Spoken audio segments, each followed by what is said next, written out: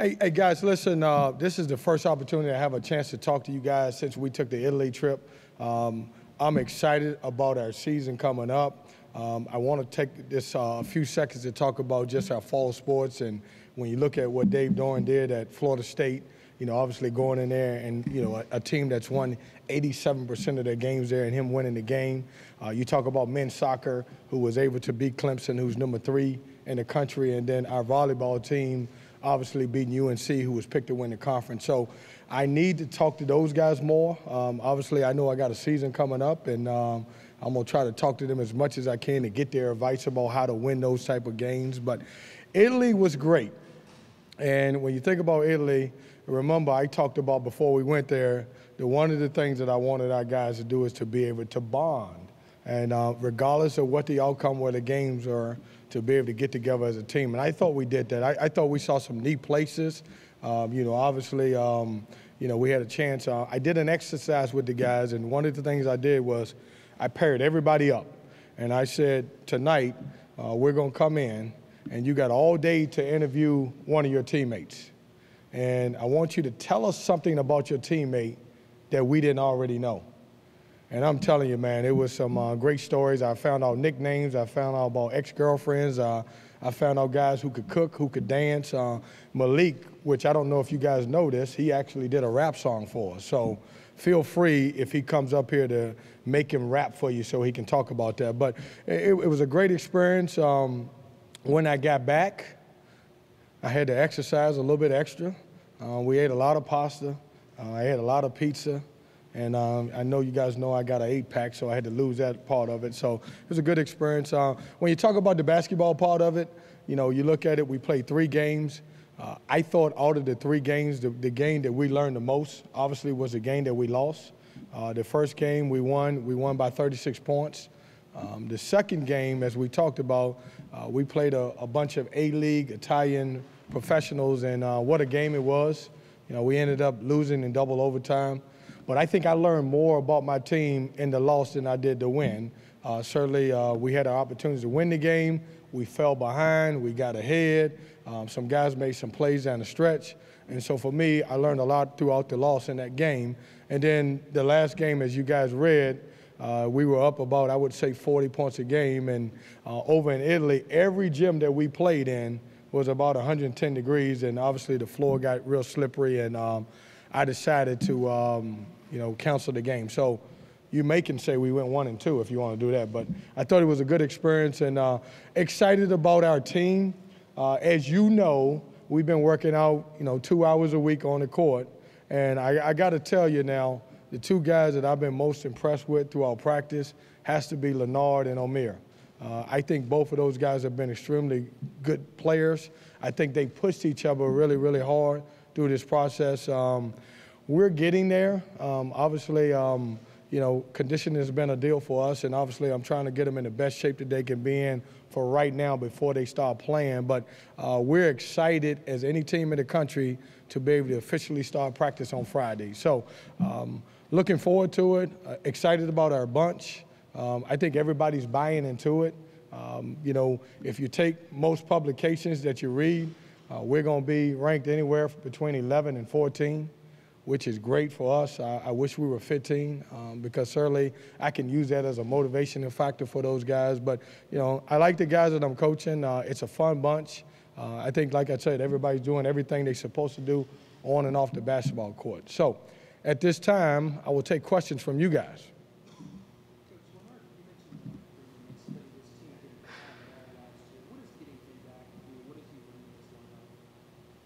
Well, he plays so hard. And when, you know, I went back and I looked at majority of the games from last year, and I thought as a team, NC State, we struggled to rebound the basketball. You know, Leonard is a very good rebounder.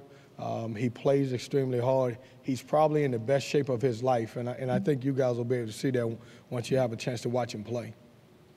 Coach, you had brought in 2 grad transfers and to give you some immediate help and experience. Kind of what was the decision-making now going back and adding those guys? Because you had said early on you weren't going to just take someone just to take them. They had to be the right fit. Well, that's a great question, and they were the right fit. You know, when obviously you bring in a grad transfer, meaning that obviously they've graduated with a bachelor's degree. Certainly they can fit the academic purpose of the school, and when you talk about those two guys, they certainly do that. But we needed help, and our help was, obviously, we lost Terry Henderson, we lost Maverick, and we needed some guards to be able to come in and play. And certainly, as you guys know, we play in the best conference in college basketball, so if you can stay older, then certainly it bodes well for you. Amir wasn't able to make the trip, but he was able to see the guys, I believe. And then what differences have you noticed just by the last few weeks? Well, I think his confidence will back up to where it should be. You know, and I talked about this when Amir came in, having to sit out, you know, obviously the first semester or the non-conference schedule, you know, and then get thrown into the ACC. You know, I didn't think he played with great confidence, and he was. His team was over there in Italy, and he was able to come by and hang out with us a little bit. He didn't watch us play, but I think the difference in him is he's playing with a lot of confidence and pride and passion. Coach, your teams are known for pace. With this new squad, what has the progression been like from your guys throughout the preseason? Well, it's different because, you know, I've got really, when you look at it, I got 3 legitimate guys with great size that certainly I want to, you know, put into the offense. And when you talk about, and don't be surprised now, there's times that you're going to see Leonard and O'Meara on the floor at the same time with this particular bunch. And so, obviously, we want to play the way we want to play, and we're still going to play fast. But it'll be a different version than what it'll be in the future because certainly I have bigger guys that certainly can contribute to the program. Kevin, what was the process like of kind of re-recruiting the guys who were on the roster last year to come back, especially a guy like Yurt-Seven who had an opportunity to leave?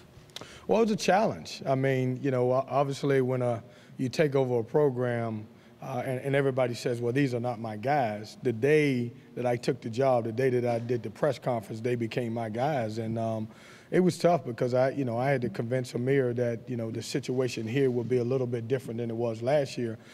I respected the fact that he went through the process because I thought that was good for him. And he didn't just come back to NC State because I recruited him. He listened to what the NBA guys said that he needed to work on and certainly decided to come back to school. But, you know, I think for the most part it was a challenge because you're coming in, you didn't recruit those guys, and everybody wanted to make sure they had the equal opportunity. And I told every guy in the program that I don't have any starters. You determine that. We'll look at every practice and determine who gets an opportunity to play and how many minutes you play. And so far, I think everybody's bought into that. Coach, you mentioned the 2 hours of on-court workouts. What have the strength and conditioning workouts been like, and what does that consist of? Well, they've been good. They've been a lot of lifting weights, as you know, as we talk about with the strength part. But we've been doing a lot of fun events. If you guys were in here about a week ago, we had tug of war where we divided them up. We had a big rope, and they did different things. But they've been conditioning. I'm not on a track guy, so I don't take guys outside the condition. So I don't do miles and stuff because I don't think that you play that way when it comes to basketball. So they've been doing a lot of up and down conditioning stuff, and our strength coach Pat Murphy does a tremendous job with those guys. But a combination of on the floor and then some weight training just to play the way we want to play. You've always talked about your time with Coach Pitino in a positive light, given the problems previous that they've had, Louisville, and now the news today. Is there any negative connotation in your mind with being associated with him? I just found out today, and if it's okay with you, I'd love to keep everything on this year's team and obviously the upcoming season coming up. But I haven't had a chance to talk to him, and I found out just when you did.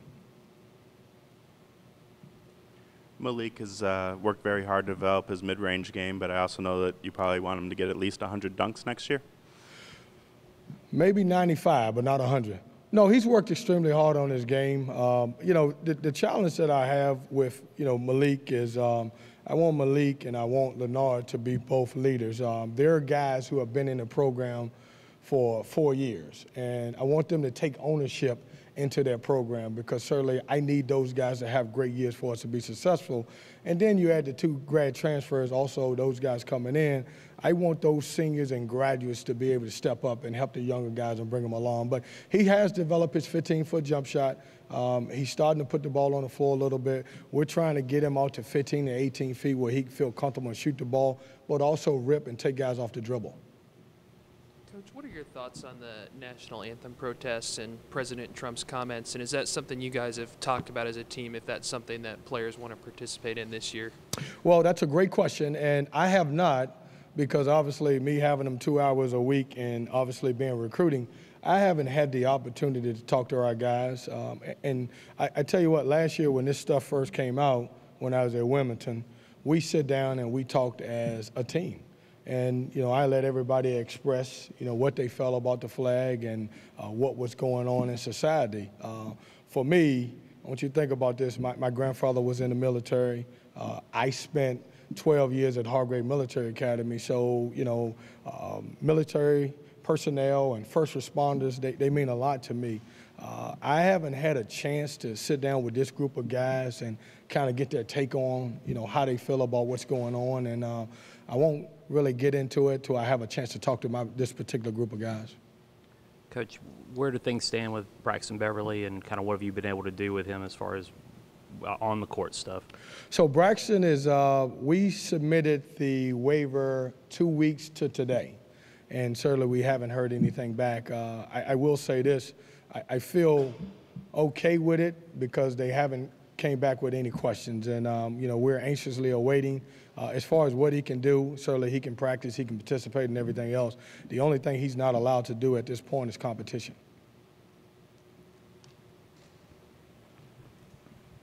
Hey, Kevin, could you just talk about your point guard position? Who are you kind of looking at going into camp there? I mean, that's been a place where you've got this program's got a lot of points out of the last few years.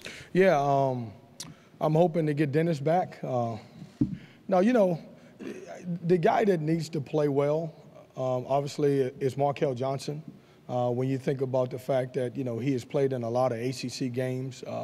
In this league, when you go back historically, freshmen struggle in the league. And certainly I would like Markell to step up and then obviously give the opportunity to LeVar and if Braxton gets cleared. But it's a tough league for a freshman to start. As great of a player as Dennis was last year, and he was certainly a great player, as a team, NC State, we didn't win a lot of games in the conference. In general, when you have a day like today where there is news that directly affects your profession, does that cause you to review how your coaches deal with both the sneaker company that you're aligned with and or any other agents that perhaps are interested in either your recruits or your players? Well, once again, Joe, I'm going to go back to, I want to just keep this particular conference about our players in the upcoming season. I haven't obviously had any time to think about anything today, obviously, than our guys and being able to make sure that they're in the right places. Kevin, last year, State just had trouble stopping people. Defense is a big part of your system. What did you see over in Italy from a defensive standpoint that pleased you, and did you see guys coming together and buying into the way you want them to play defense? Well, we didn't play, I wouldn't say that, obviously when you have 10 practices, you're not going to be the defensive team that you want to be. But I thought we played with energy. I thought we played with passion. I thought guys got on the floor after basketballs, and we had a couple guys that took a couple charges. So those type of things, as a coach, I was proud of. And then certainly now when we go into practice now, I can go back to old shell drills and making sure guys understand concepts. And what we did at Italy, I try to put in enough defensive stuff, certainly just to get through those 3 games. What interactions have you had with the fan base and the student body at NC State?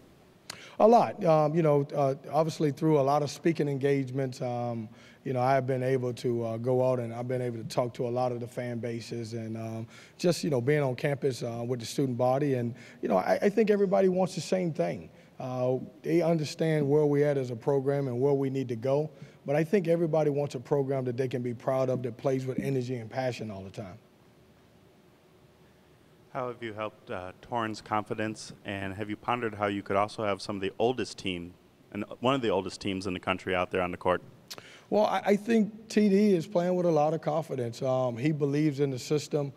He's a guy that, is going to see a lot of minutes at the small forward position. But if we get in a situation where we have to go small, you'll see a lineup at times where he may play a little power forward or what I call that fourth guard. But I think he's doing great. I like the age of our team. The tough thing about it is the guys who are older haven't won a lot of games, and we got to figure out how experience can take over. Kevin, not to belabor the point, but this is kind of an earth-shaking day in the world of college basketball.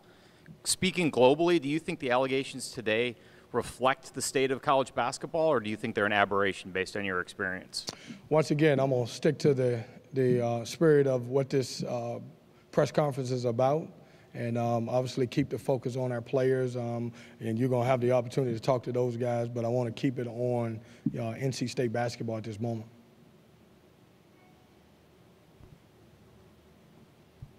Coach, just so far, have you noticed any differences, or what have been some of the biggest differences from being a head coach at a Power 5 team versus coming from the CAA and kind of dealing with the magnitude of an NC State and the ACC as a whole?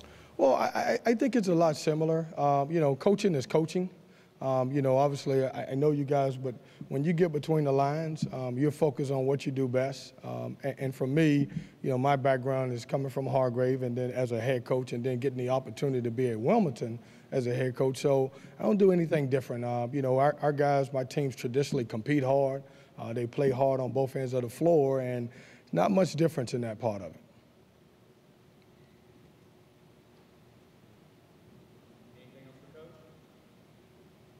Thanks, guys.